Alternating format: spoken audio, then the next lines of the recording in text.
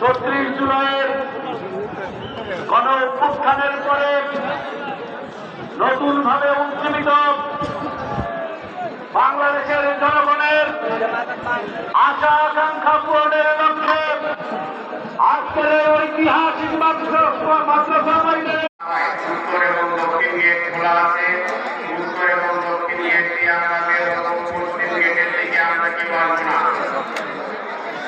আমরা চেয়ারগুলা সুন্দরভাবে গুছিয়ে মাঝখান থেকে রাস্তা করে উত্তর এবং দক্ষিণ গেট দিয়ে বের হব। সম্মানিত ভাইরা, উত্তর এবং দক্ষিণ দিকে আমাদের গেটগুলা খোলা আছে, আমরা সেদিক দিয়ে ধীরে ধীরে বের হব।